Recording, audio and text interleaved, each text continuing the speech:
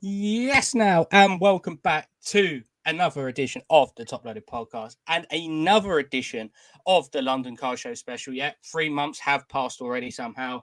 It's absolutely flown by. It seems like yesterday we was in the hall the last time. Now we're preparing for the big event, obviously Saturday and Sunday. And what better guest to have before I introduce them? This episode is powered to you by Third Down Displays. If you're looking at the screen, you can see the basement of Third Down Displays. But more important, if you head over to their website right now, you can have a look at all the products from supplies to custom card stands to brake equipment, whether it's your mats, your bat balls, whatever you need in the hobby, and even singles at the London Card Show. Make sure you head over to the website or head over to the table this Saturday and Sunday and use TTP10 for 10% off.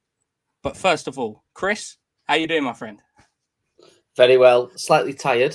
Driven back up from Cheltenham today, but yeah, living the dream. Nowhere else I'd rather be than 9:15 on a Sunday night talking to you, Rob. Oh, yeah, like I say, we'll be more tired this time next Sunday. Don't worry about that when you're driving back up the motorway. But most of all, that 3 months. We always say this, but that 3 months has gone very quick, ain't it? It gets quicker. Yeah, it's not really like 12, 13 weeks. It's a lie. It was like 2 weeks ago. I'm telling you. I was gonna say, it's literally. I can remember everything from the last show with Ease, and I was looking at the calendar, and I realised that was before even the end of the last football season. So I'm like, just don't know where to go. But from a perspective from the last show, obviously in May, how did it go for you guys? Because it seems like the enterprise gets bigger and better every time I see it, every show. Yeah, so the May show was really good. Obviously, the launch of the card locker that went down really well. There was all the stuff with the American YouTubers and the content creators from over there.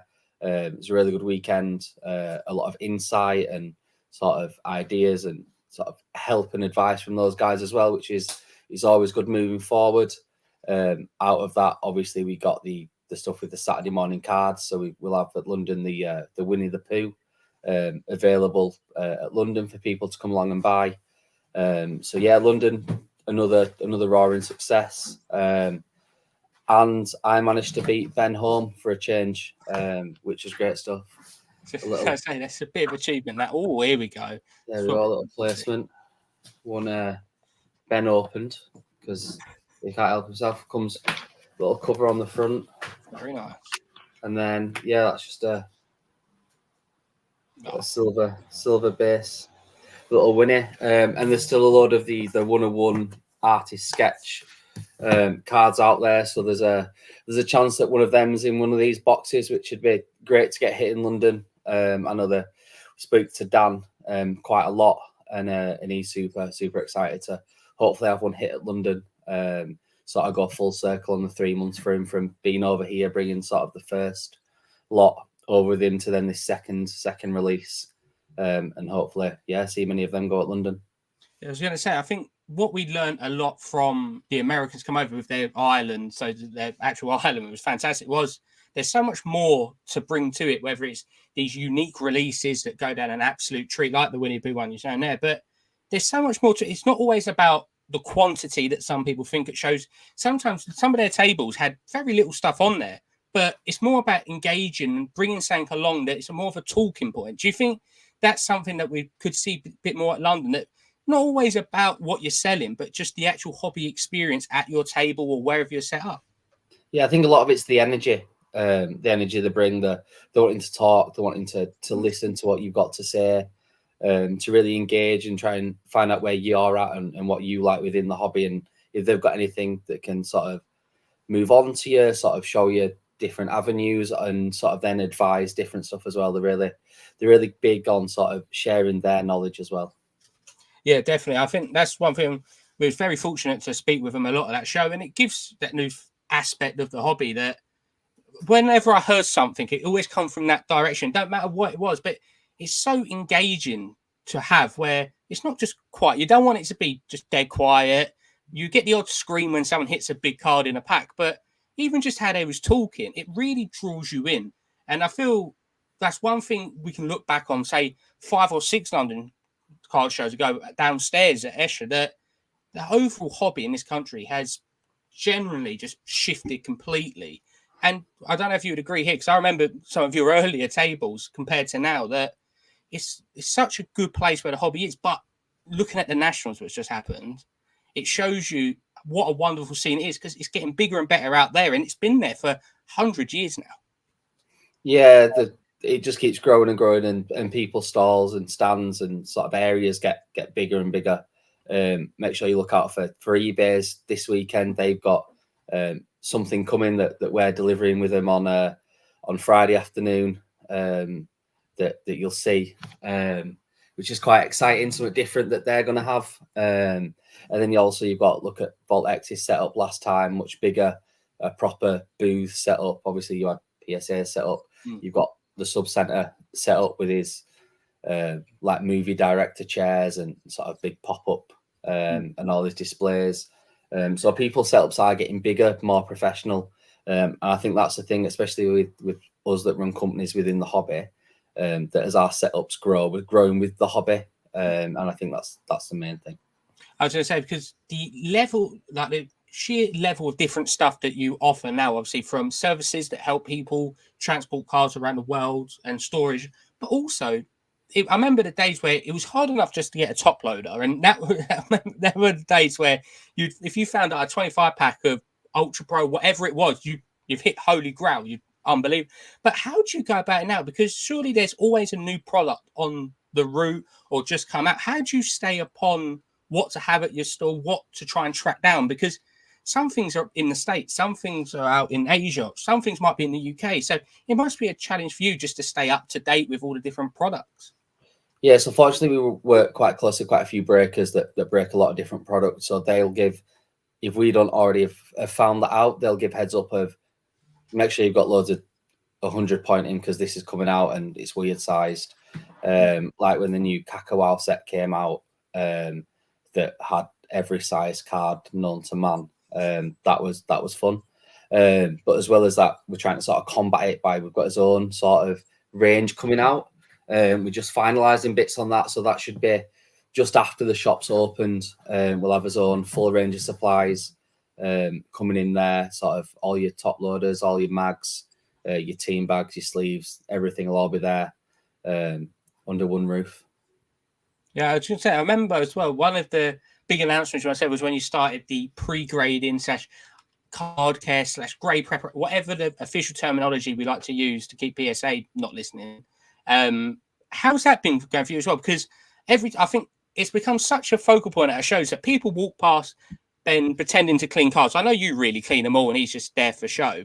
But some of the cars that are on offer there are just mind-blowing. I've seen Wemby's, I've seen Messi's, Ronaldo's. No doubt you probably have some Lamine Yamal's come in, like big car. It seems like a lot of people just walk past and kind of just stand there and watch as well, because they get caught by these cards, especially when they're glistening afterwards. It must be quite a good thing to bring people over as well. Yeah, Captain Shine sat to my left, does a fabulous job that full weekend. It usually starts on a Friday night in the hotel. There's always, can you get this one done for me tonight? Which normally ends up with 2 hours of grading prep on a Friday night.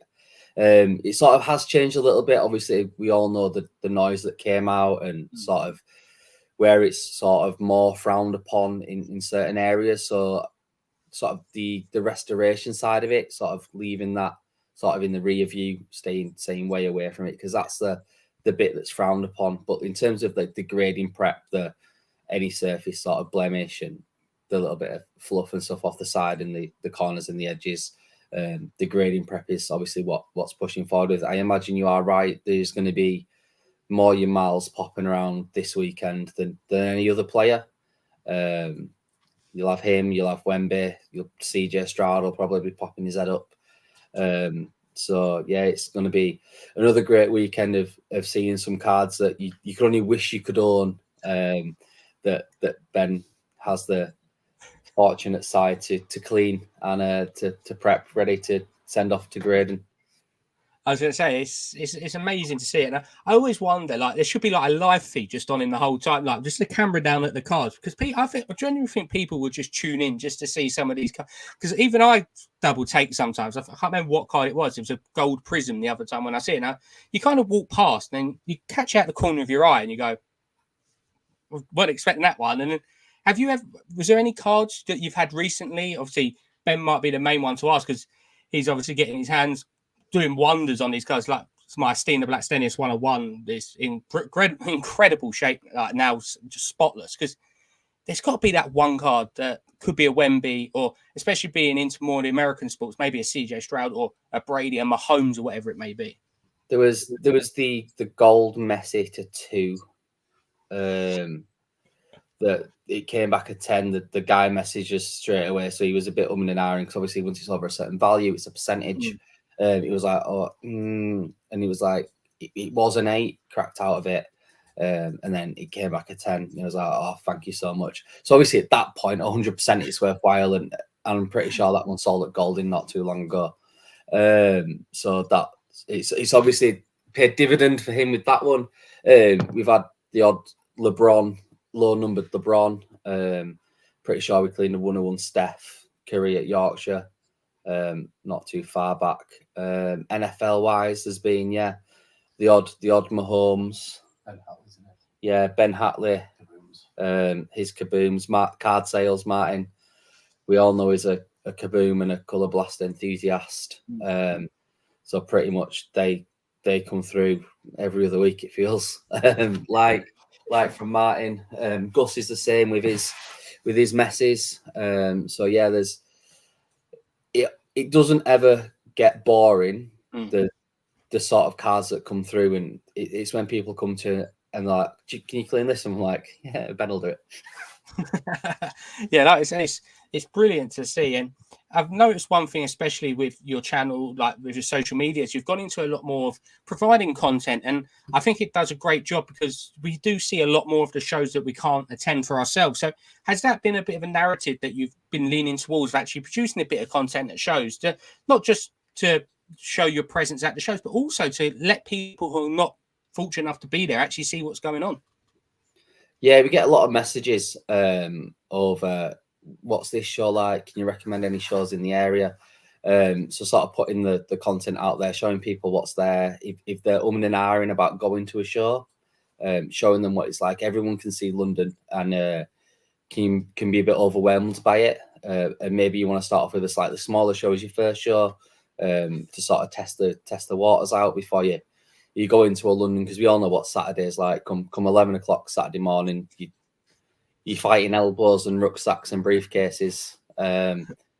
So sort of a quieter show might be the one you want to go to. If you've got 5-6 year olds, maybe you want to go along to one of the smaller local shows that have got 400 or 500 people, 50 tables, that you can spend a couple of hours there and do that, and then you can sort of then build up to attending a London.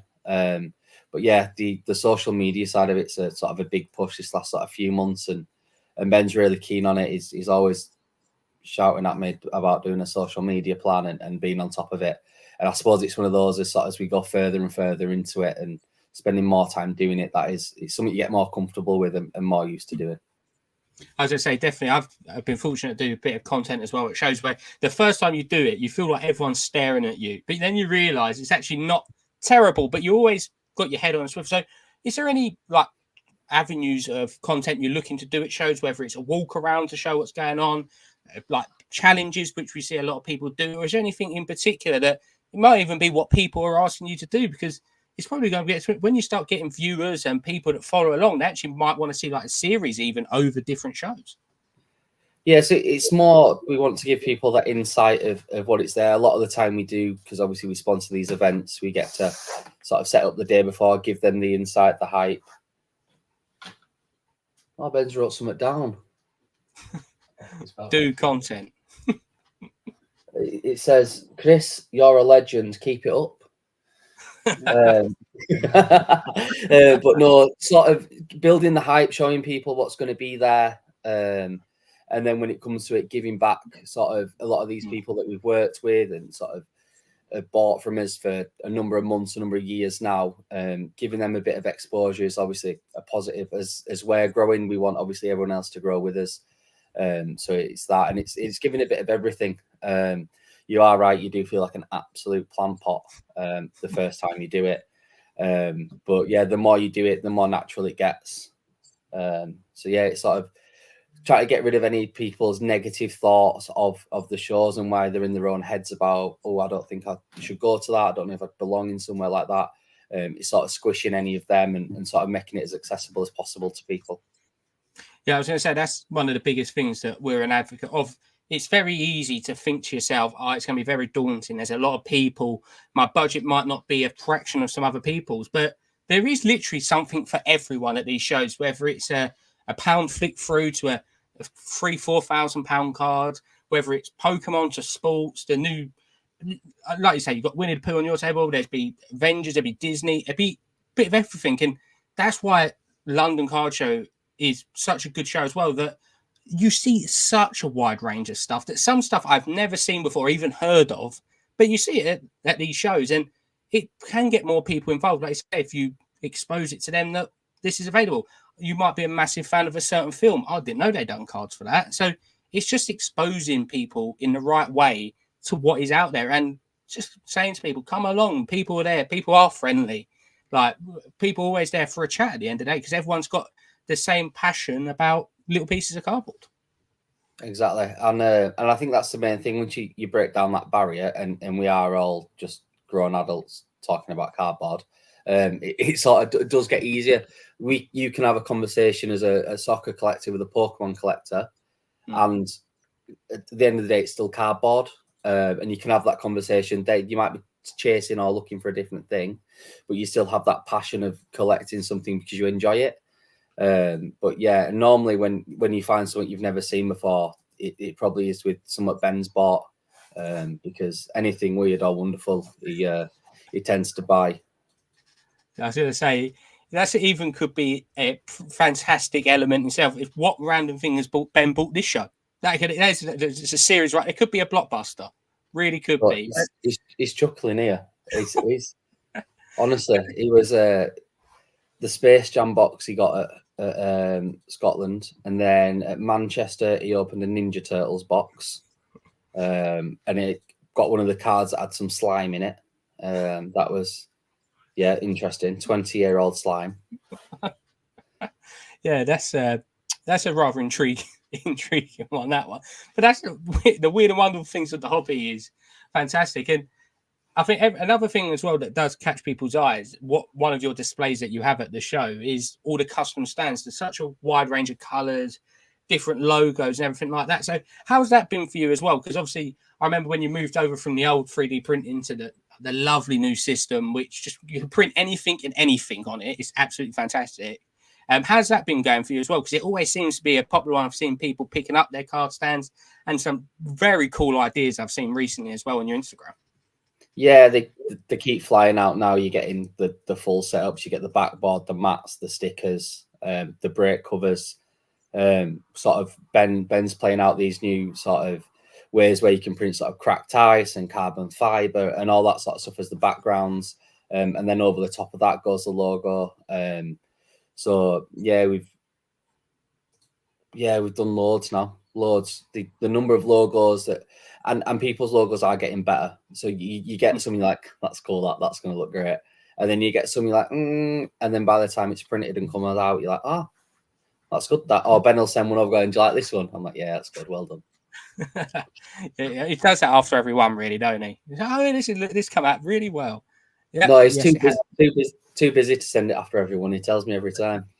But like I say, obviously moving our attention obviously to this weekend, how are you looking forward to, before we go into about potentially walking around, if you get the chance to find some card from an actual vendor's perspective, you looking forward to the show? Yeah, really excited. Obviously it's a bit of a quieter period. There's only been sort of 2 shows in the last sort of 5 or 6 weeks, which is a nice break. Got to spend some time with the family on the weekend. But getting back into it now, this is sort of, you've got this, then you get sort of a month off, and then you're back into the next sprint. So hopefully it'll be a good time for everyone to get back together. Obviously you've got the post-national, post-collector-con hypes. So hopefully it brings all the collectors out who haven't been able to obviously go stateside to attend those, to make it to London and really enjoy themselves. Oh, definitely. I definitely echo that one. I think the amount of people I've spoke to have had the FOMO of the Nationals this year, that they're already looking at Chicago for next summer. But most importantly, when you do get that odd chance just to have a walk around and stop Ben picking up absolutely everything, but obviously try and have a look for some NFL for yourself. You're looking forward to potentially picking up a few little bits, or no doubt, like every single person known to a man who goes to a car show, getting tempted into some sort of wax release that's on a table at the show. So obviously, I'll have to pick something random up for the Saturday night. That's the rule. So we've done lacrosse, we've done golf. I keep getting tempted by NASCAR, something a bit different. Get a box to then put away and add to the Christmas rip. And then, I imagine some shopping for the shop, which is now how we put it. It's not personal shopping anymore. It's shopping for the stock for the shop is what we go with.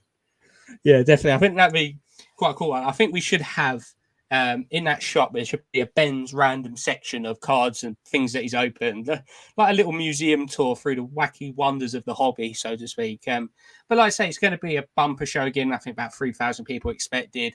Obviously, it's the summer. So anything special to keep an eye on, or is it going to be just an absolute cracker as well from Third Down Displays with all of the cleaning, grade preparations, also all your supplies from little cards all the way up to big cards, tickets. And we've had programmed top loaders in the amount of different size top loaders and semi-ridges I've seen. So is it going to be everything on show again, or is there anything in particular people should keep their eye out for? Yeah, so it's all going to be down there. So we'll have, obviously, Ben will be doing the grading prep. We'll have the supplies, you'll have the customs, you'll have the sort of card accessories. And then we'll have, obviously, the Saturday morning cards, Winnie the Poohs.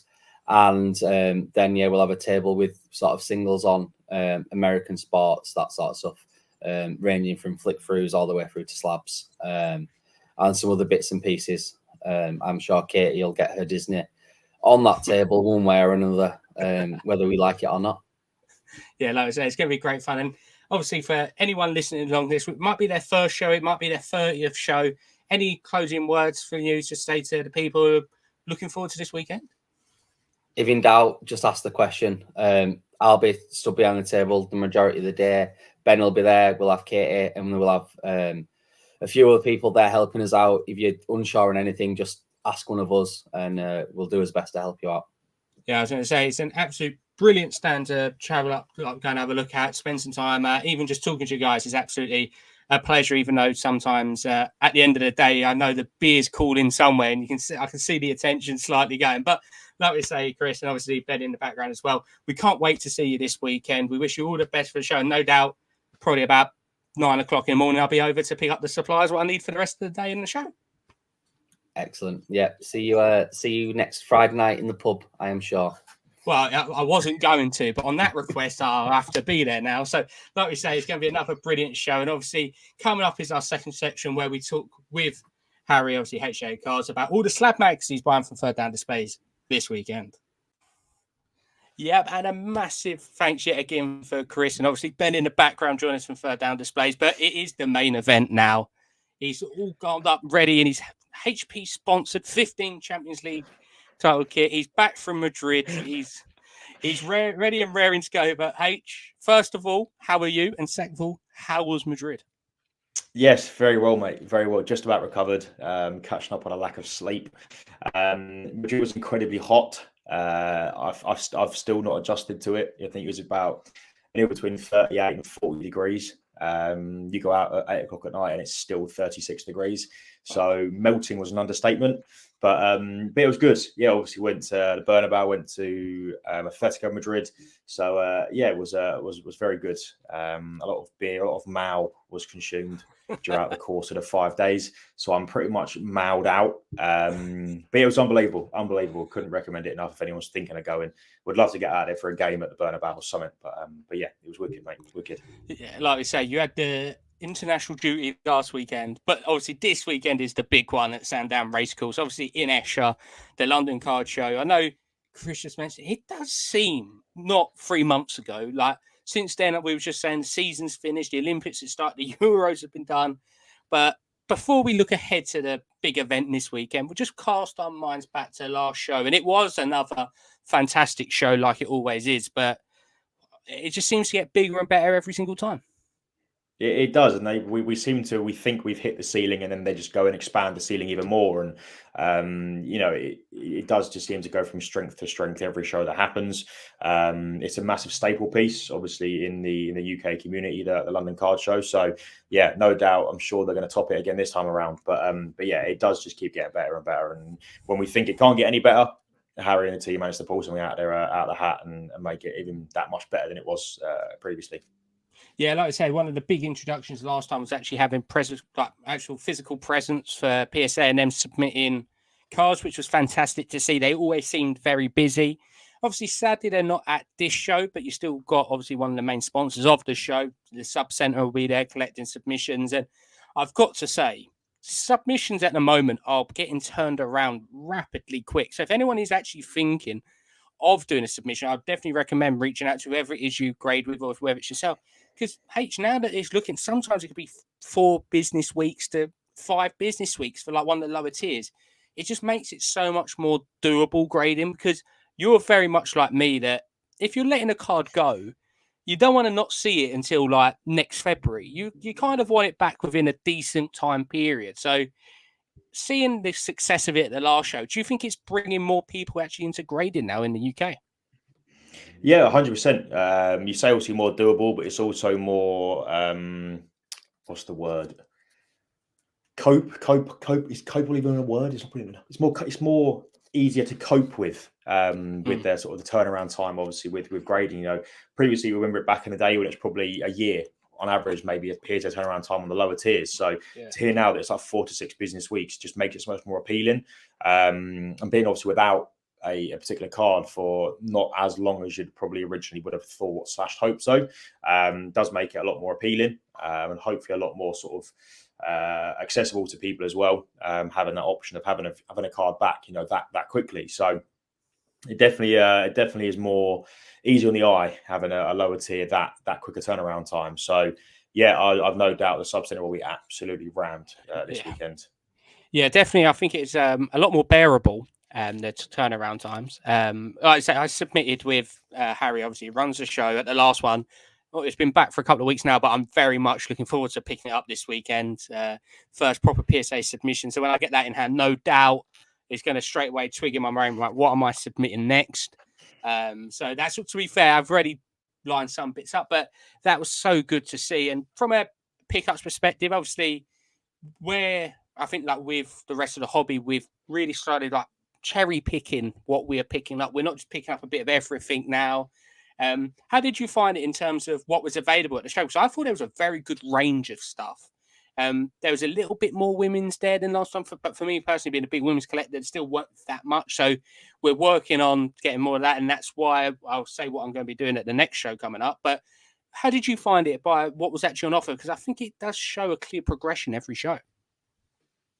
Yeah, definitely. The range just does keep getting bigger and bigger, and there's so much more variety than perhaps that there once was in the early days of the London Card Show. But yeah, there's definitely something there for everyone. For us and for me personally as well. There's also a lot of Arsenal on display. There's a lot of particular players. There's a lot of any set you can think of. Realistically, is going to be at the card show somewhere. So it definitely does make a massive difference having such a variety on show, and there's almost something there for everyone. So yeah, it does definitely make it more difficult because you're trying to part ways with money inevitably. But it does make it more difficult when you've got so many nice cards there that are right at your fingertips. So yeah, it doesn't really do us any favors, does it? No, definitely not. It's especially that you always have deals lined up before you even get there. Like, you've already spent money. You've already spent part of your budget before you even walk through the doors. So that's always an interesting one. But like I said, I thought it was obviously a massive budding success yet again, the show. And I thought it's one of them now that because everyone enjoys it so much, you always look when the next one is and you're like, oh my God, it's the first weekend of August. That's going to take forever. It doesn't. Still to this day, it surprised me how quick 3 months goes. Obviously, now we're on the eve of the Premier League season. We're literally near enough half a week into the Olympics, which has been fantastic as well. But it is here. The London Card Show is this Saturday and Sunday. Saturday night, obviously trade night as well in the middle. Very, very limited tickets are remaining. If you are wanting some Saturday tickets, I would recommend going and bookmarking the London Card Show's show over on Whatnot this Thursday, I believe. Go and do that. There's 50 tickets remaining on there. So if you do want tickets, head over there. I know there'll be some giveaways as well. So I would recommend going over there and checking that out. But like I say, H, it shows you how successful it is. Tickets are always very hard to come by near enough time. How much is the National last weekend going to play a part though? Because no doubt when you was in Spain looking at your Instagram feeds, when I was sitting here, wherever people were, they were wishing they was in Cleveland. And then you look to the week after and you've got a card show. Just makes it so much more exciting. You picture yourself in Cleveland, but the Bear and Sandown Racecourse is not a far behind second in my eyes. No, it definitely brings up the excitement with having a show like the National the weekend before, obviously, the London Card Show. Albeit, they say that the Bear and Sandown Racecourse doesn't quite come up to par with Cleveland, but it definitely is not far away in the UK community. So I think, it definitely builds a lot more anticipation. It builds a lot more excitement. People are probably a lot more looking forward to it.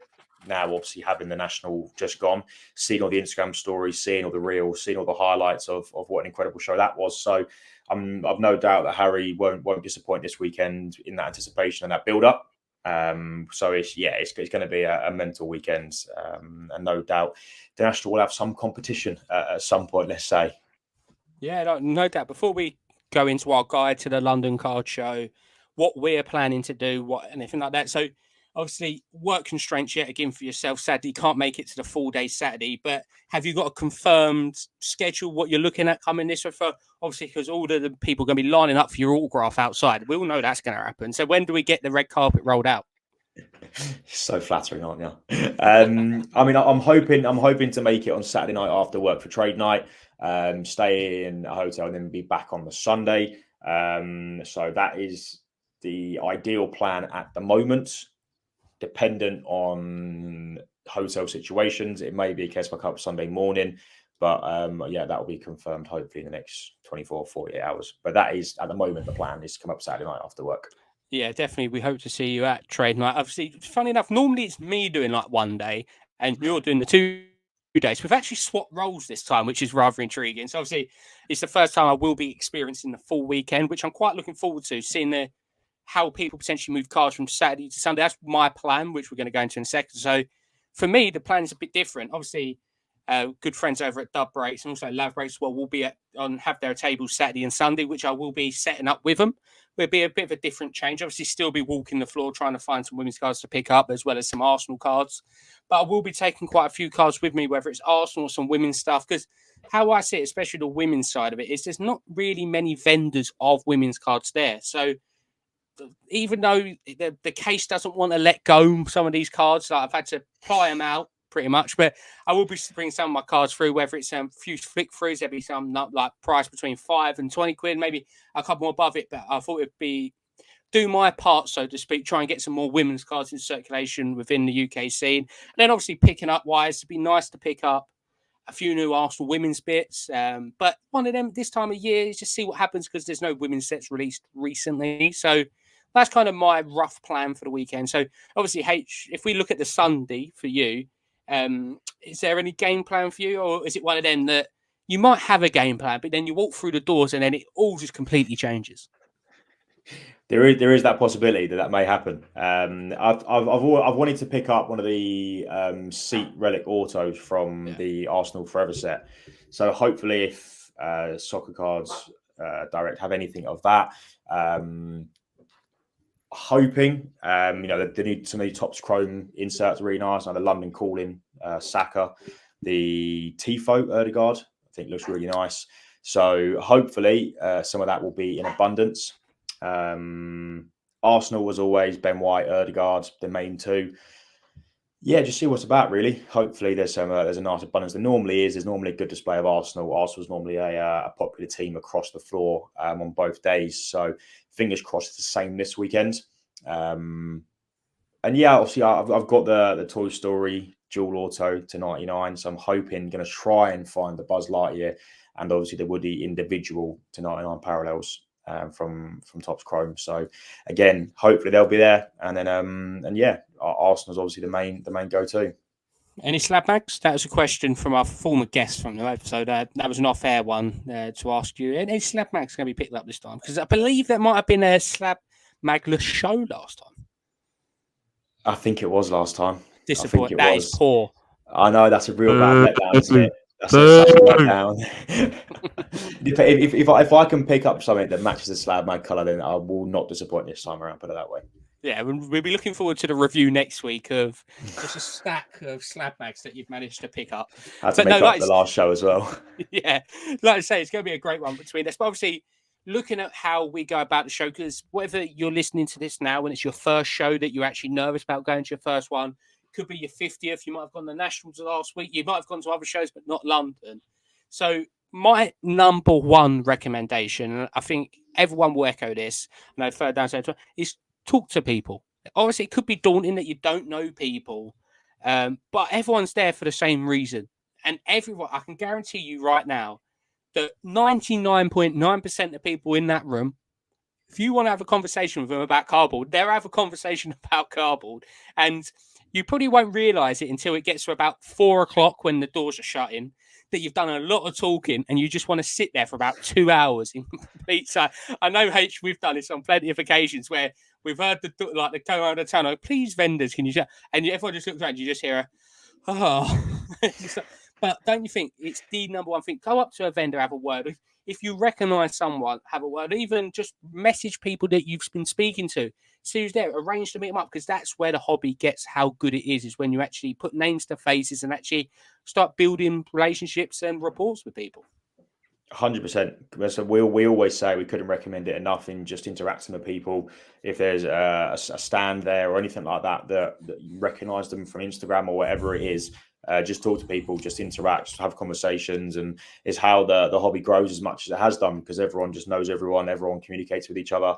And no one's there to judge or to ignore, or you know what I mean? Everyone's there for the same reason. So never be afraid to start a conversation with someone. Oh, definitely. I think that's obviously a major one. But also, I think the people forget is there is a floor plan, which is a key thing to seeing who's there. But also, do check out the main stage schedule, because that was the main thing I wanted to do last time, is actually pay a bit more attention to the main stage. There was a very good schedule. There was a talk with a guy from PSA, which I thought was fantastic. There's different giveaways at main stage. There's different box breaks there. It's such an interactive experience. So you've got to try and take it all in. It can be a bit daunting if you're just there from 10 o'clock to 4 o'clock, trying to fit everything you want in 6 hours with a nice break, enjoy the nice weather. But obviously, it is an interactive show as well. I would recommend always looking out for what the London Card Show put out on their socials, because they put all these brilliant guides out. I know they actually put the main stage lineup out today, which was why it jogged my memory. And I just had a quick look over it. Obviously, you've got a Q&A session with David James, obviously former England international. Obviously, for the Pokemon fans out there, there's a talk with different trainers and stuff like that. Then there's a Whatnot live break.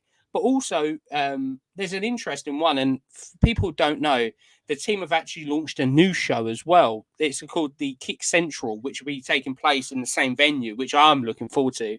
But they're also going to be doing a bit of promotion / work around that as well. So how much would you recommend people just checking out the socials? Go and have a seat at main stage for half an hour, just recover your breath and just take it all in, because you don't know what you're going to learn or what you might pick up, and it might sway your judgment on certain things. No, exactly, 100%. And I think sometimes to a certain degree, it may be easily walked past, or people may not really take much notice. But there are some quality events that do go on that main stage. There are some quality guests, some quality sort of conversations, Q&As. So if you are walking past it, or your social battery's running low, so just have a seat and watch what's going on the main stage. It really is a good laugh. There's usually a lot going on.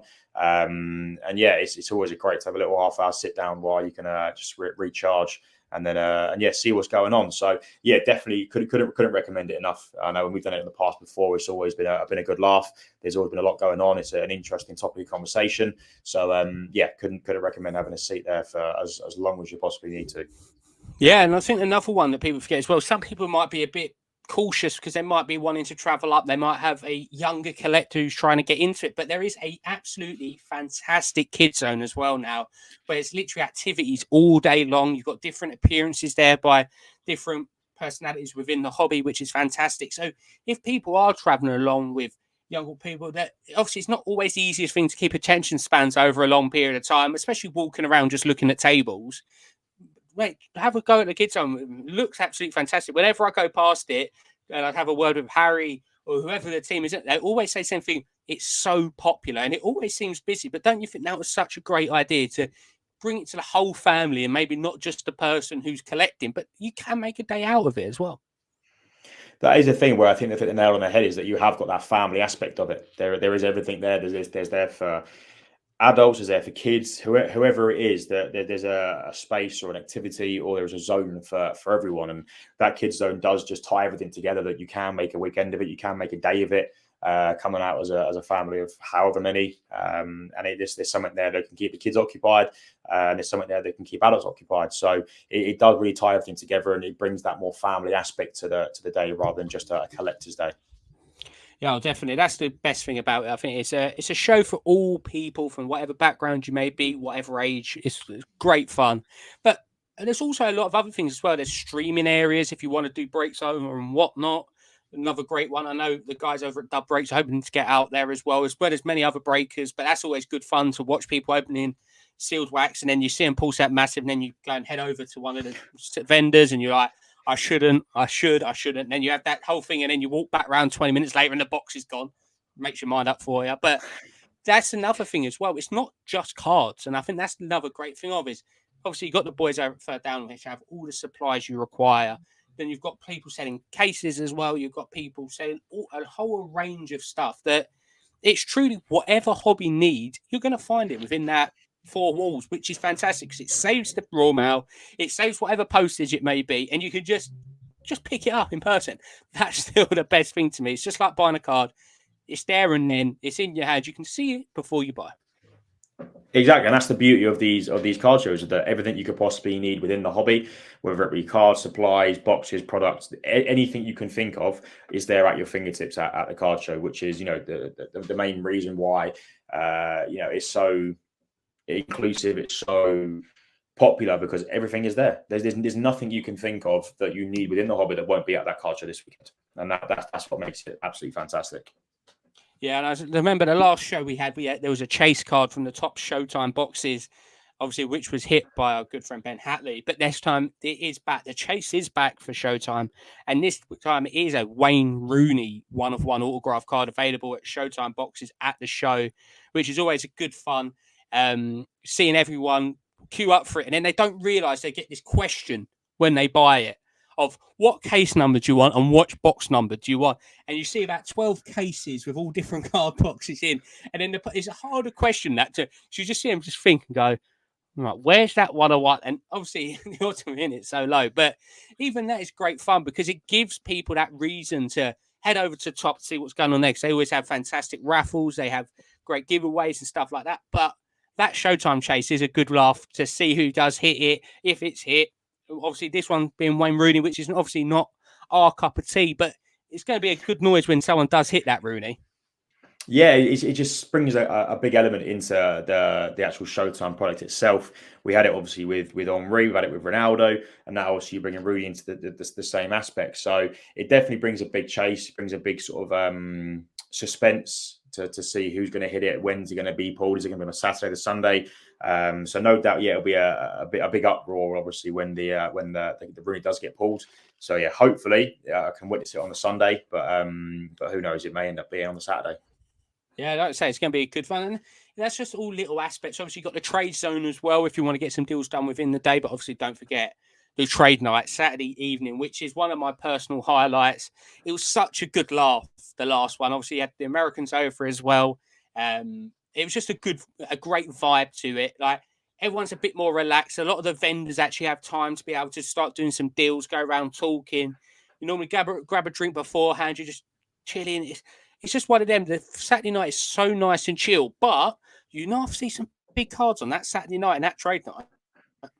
it's almost a bit of a show off to some degree, where everyone sort of gets their cards out and just puts them out on the table, and you see some cards you'd never even think you'd ever see before, and there's some massive cards that get put out on display. So it's definitely a different aspect of the show, where you see a lot more variety. Collectors sit down and put their cards out on display as well. So it's definitely one to look forward to, and it's definitely a different kettle of fish, obviously, to some degree, in comparison to the show, where your average collector that doesn't necessarily vend at a show does get all their cards out on display. So you do see some cards that you may have only seen before at something like the trade night. Yeah, as I say, and obviously we've talked a lot about Saturday, but don't worry if you're coming to the Sunday. Sunday is as good as the Saturday. Obviously, it doesn't feature a trade night, but everyone does want to get home on the Sunday. You've got to allow Harry and the team some time to set down and actually get home at a reasonable hour. But the Sunday is as good as the Saturday. It's even more, sometimes a bit more of a relaxed vibe, so especially if it's your first time. Sunday could be more suited. It's not as hustle and bustle. You're not fighting backpacks at 10 a.m. because someone's decided to carry their whole kitchen with them for some unknown reason. Some of people's backpacks are just silly big, but that's a story for another day. But H, obviously, you've experienced a couple of Sundays more recently than I have, but it's still a fantastic day out, the Sunday. Obviously, if you're going both days, it does bring that dynamic, but the Sunday is as well, as good, as well prepared, as busy, but also as many cards as the Saturday. Oh, 100%, 100%. The Sunday is no different to the Saturday in terms of the volume of cars, the volume of people, the atmosphere, the energy. So yeah, there's definitely no sort of taking anything away from the Sunday. It is as good a day as the Saturday, and it just goes to show the popularity you've got over the course of the weekend. You know, not one day is necessarily busier than the other. You have still got such a spread over both days of the weekend. So yeah, there's a lot to look forward to. As you say, it's definitely the same amount of cardboard over both days, which is the main reason why everyone goes there. Oh, definitely. Obviously, that's everyone's love for cardboard, little pieces of cardboard in pieces of plastic, is everyone's. And we can't wait for this weekend. It's going to be an absolute blast. Obviously, like we've said, we've spoken through what our plans are. Obviously, it's always subject to change depending on what happens at the show. You might be able to move a couple of cards early on. You might have a slightly bigger budget to play with, or otherwise, you might be going with a budget and then you go to that first table and there's one of the cards that you've been chasing for ages. So, any other tips and tricks, that's our talking point, that you'd recommend? Because we've done it before, we've experienced the show. You kind of pick different things up, what to do and what not to do. I think our favorite one is walking the floor to begin with. Just have a quick look. Obviously, if there's a card that you think, I need that card, and it's a very short print card and you haven't seen it much, don't just walk past it because, it's too early. Still go and try and make a deal for it. But I would recommend walk the floor, kind of remember whereabouts certain tables are with certain stuff on it. And then you know what to really like. Right, I know the Sank over there, I know Sank's over there, and obviously the flick throughs as well. But I think the main recommendation from us probably would be walk the floor, work out where everything is, what's available, and go from there. 100%. I couldn't agree more with you. It is always the best way to be in terms of understanding and knowing what's around the whole floor, rather than just sort of bombarding yourself at the first table and thinking, I want that, see you later. If it's a chase card, but I think I always say that having an understanding of what's around the whole venue, knowing what table's got what cards have taken your fancy already, and then sort of just giving yourself a bit of a plan in terms of what you want to do and go back to. It always just sort of puts your mind at rest that you're not going to go and just blow everything on the first 2-3 tables or cards that you see that you like. And then 2 hours later, you think, that's the card I've been looking for the last 6 months. So, yeah, I think definitely just taking your time, getting your bearings, understanding what's where. And like we say, just communicate and talk to people. Oh, yeah, massively. And like I say, I think one of the main things it shows, and I've seen it on multiple occasions, where you won't realise how many people look out for the cards you want, and you'll get a random message or a phone call. I famously had it, me, you, and El Toro. Obviously, Jason was standing outside getting some well-earned fresh air at the show. And literally, I think 3 yards walking outside the door, and I was like, oh, this is lovely. Phone starts going. I'm like, right, someone's winding me up here. They've just watched me walk out the door. And then, oh, by the way, this card's walked up to the table. I think you're going to want it. Go back in. Thank you, GBW, for making me spend an extra 80 quid on that card still. But you don't realise that everyone's so in it together that there might be a card they find in a flick through that they might either pick up for you and then give it over to you, or say to the person, do you mind putting it away? But it shows you what a great hobby and a community is. That's the word I was looking for. That people do look out for what you're collecting. And for example, if I went up to a table and I see a Ben White card, I'd say to you, like, this is available. It was, for example, I think one of the main ones was one of your big pickups from Sunday League Investors, obviously Brian, that I remember I messaged you like, actually, you know what? This price is actually quite decent. Come over to the table.